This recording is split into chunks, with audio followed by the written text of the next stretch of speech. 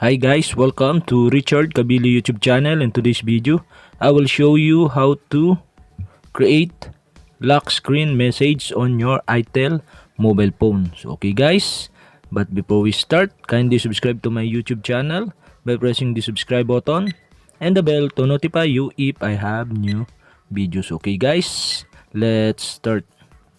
You all have to do is go to setting in your itel mobile phone. Okay guys, here in settings.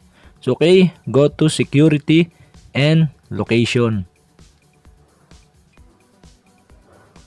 And okay guys, here in security and location, go to device and security and click the screen locking settings.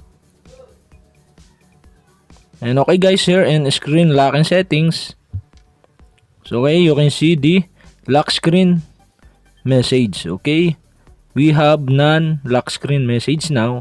And okay guys, in this tutorial I will teach you how to create. So okay, you all have to do is click lock screen message.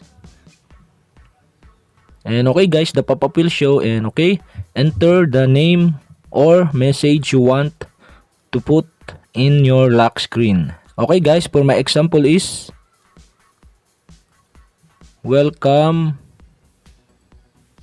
to Richard itel phone.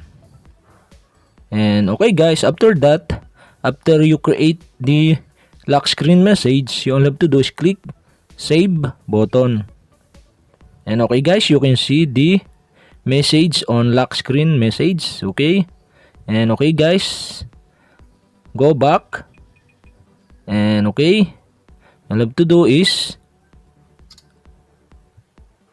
and okay, we here in lock screen of your itel mobile phone. And okay, you can see the welcome to Richard itel phone.